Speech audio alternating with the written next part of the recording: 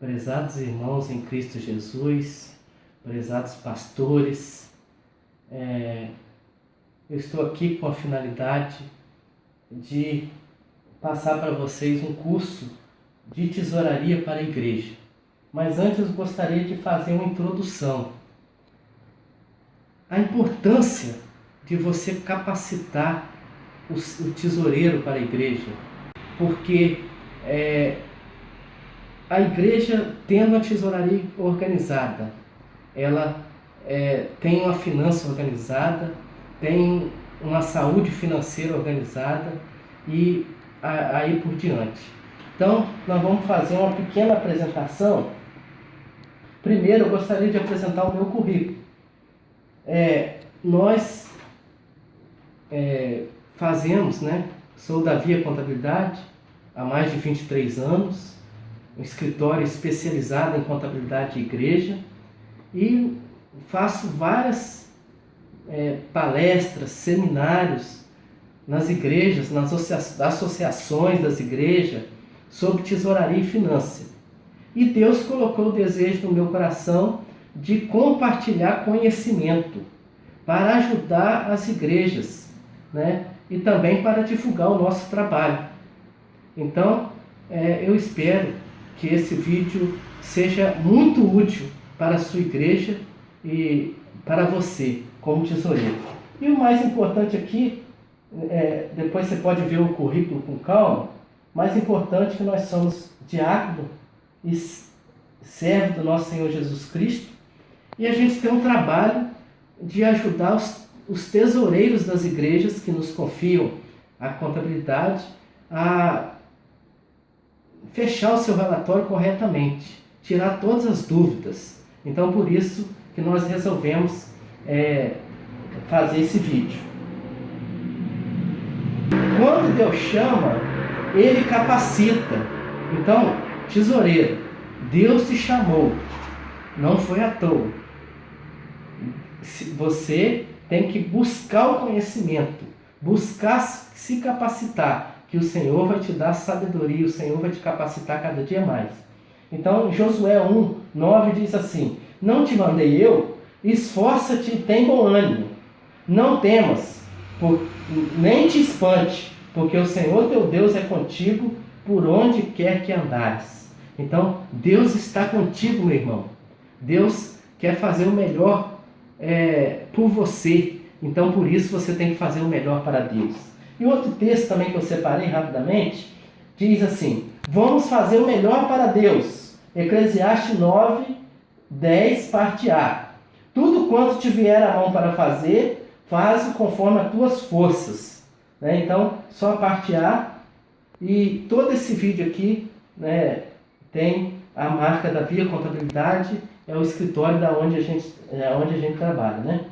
Então, que o Senhor possa estar te abençoando tremendamente. Nós vamos fazer da seguinte forma esse curso, em módulos. Então, para você acompanhar, você vai ter que ver todos os módulos até chegar à conclusão. Então, primeiro módulo: como registrar corretamente as entradas. É muito importante. As entradas da igreja, elas têm que ter um zelo, um cuidado muito grande, porque são as entradas financeiras, a entrada de dinheiro, a entrada de recursos na igreja. Então tem que tomar muito cuidado. E nesse primeiro módulo, que nós vamos passar agora, nós vamos estar falando para os tesoureiros especificamente, mas também para os pastores, por que não também para a comissão de finanças, exame de contas, para o conselho fiscal da igreja. É muito importante saber esses procedimentos. Vou falar de forma resumida. Não é igual a palestra ou seminário, um curso presencial que a gente gasta muito tempo para passar. Mas eu vou falar de forma resumida, mas pontos muito importantes. Então vamos lá ao que interessa. Então, primeiro ponto: como registrar corretamente as entradas. Bom, eu gostaria de dizer que há muito tempo atrás, há 23 anos atrás, quando eu assumi assim, a tesouraria como segundo tesoureiro, o tesoureiro tinha o costume de carregar um caderno, uma caderneta, e anotar no meio da rua. Os irmãos chamavam ele no meio da rua para anotar os dízimos, para anotar as ofertas, né? E depois ele chegava na igreja e passava para um livro do tesoureiro.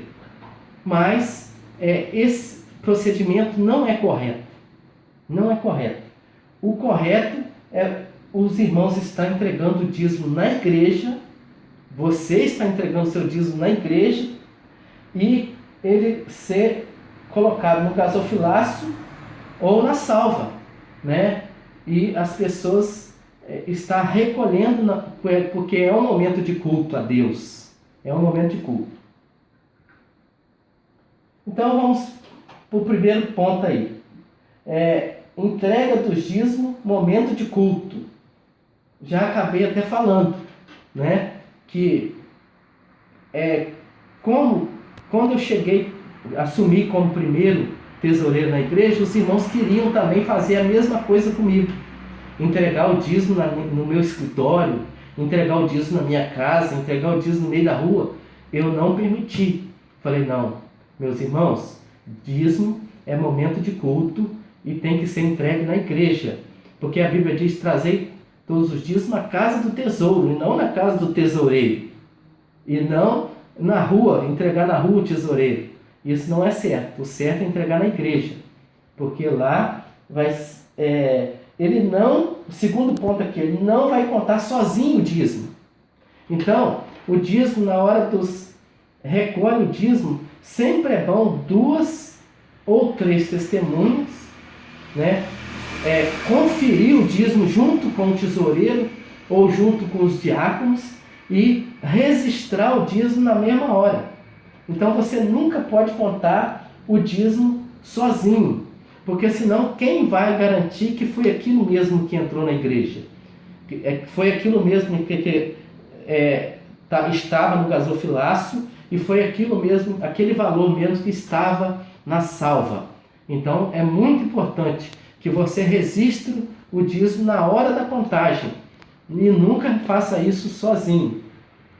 Então, letra C, registrar no momento da contagem com assinaturas, né? Então você vai pegar as assinaturas de quem ajudou você a contar o dízimo, né? Num livro ou num outro tipo de registro, uma ficha, né? Mas o importante é você não esquecer dessa assinatura.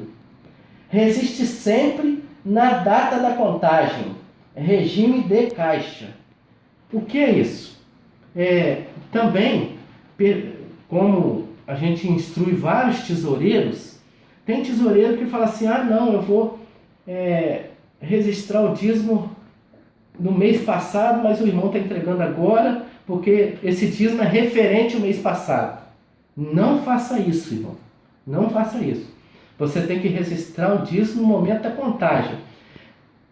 Você tem que fazer no seu registro, na hora de contabilizar o dízimo do irmão corretamente, você vai fazer no seu registro a referência.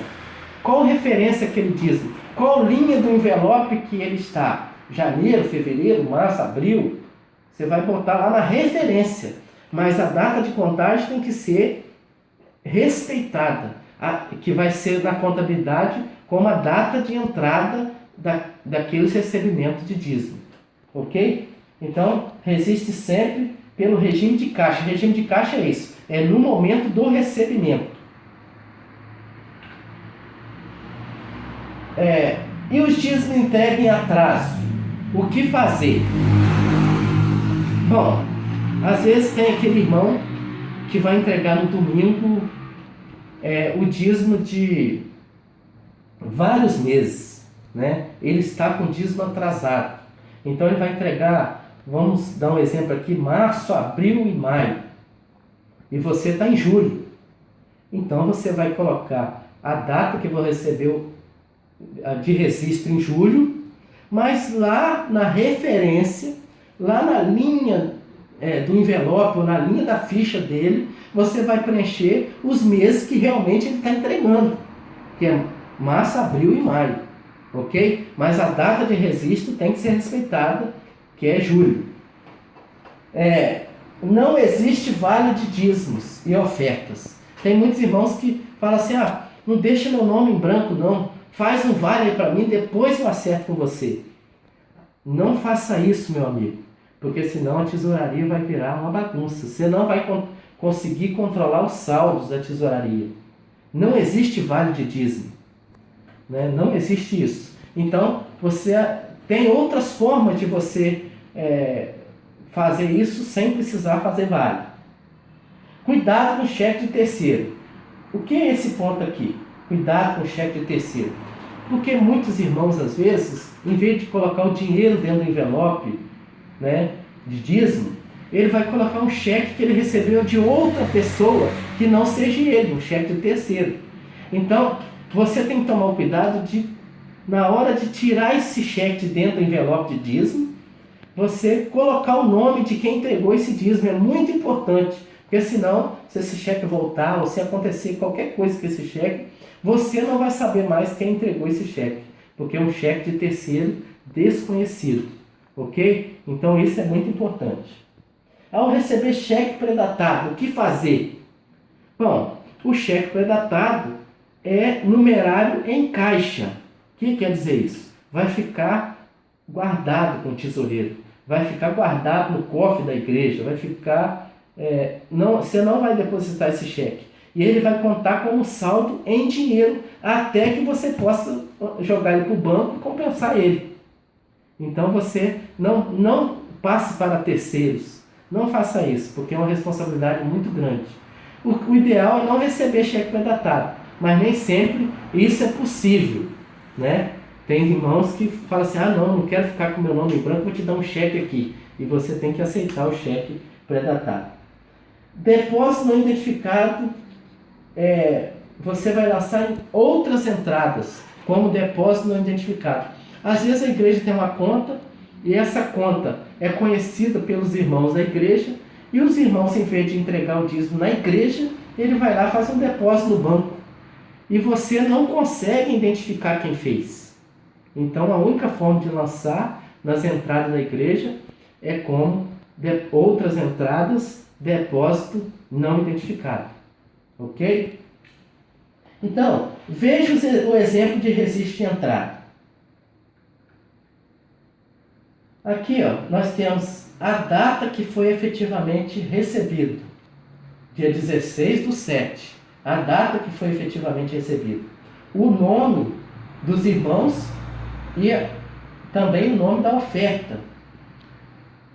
E aqui a referência, né? Então tem irmãos aqui que entregou está entregando dia 16/7, mas entregou referente o salário que ele recebeu do mês 6, referente ao mês 5. Então esse controle de referência é muito importante. Esse controle de referência que você vai ver na ficha dele ou no envelope dele, qual linha que ele preencheu. Mas essa data deve ser a data do registro, que é a data da contagem. E depois, né, registre também as ofertas avulsas, as outras ofertas, que eu dei um exemplo de oferta para construção. E depois tem o resumo, né, dízimo de membro, dízimo de não membro, que é contribuinte, né, que são os filhos de membro que ainda não são batizados, ainda não são oficializados na igreja, pessoas novas que estão chegando, mas entregam o dízimo, entenderam que tem que entregar o dízimo, mas ainda não é oficializado na igreja. Então é chamado de não membro, dízimo de não membro ou dízimo de contribuinte. E no final você pode ver aqui que tem 4 lugares para as pessoas assinar. Então, se você fizer essa ficha, é importante que você faça essa ficha em 2 vias, e uma via dessa fica na igreja, outra via vai para a contabilidade, porque a contabilidade também precisa fazer esse registro. Bom, eu espero que essa introdução e esse primeiro módulo ficou bem claro, né? E não perca o próximo vídeo, porque o próximo vídeo nós vamos falar das saídas, como registrar corretamente as saídas, né? Então, não perca o próximo vídeo. Muito obrigado, meu irmão, pela atenção.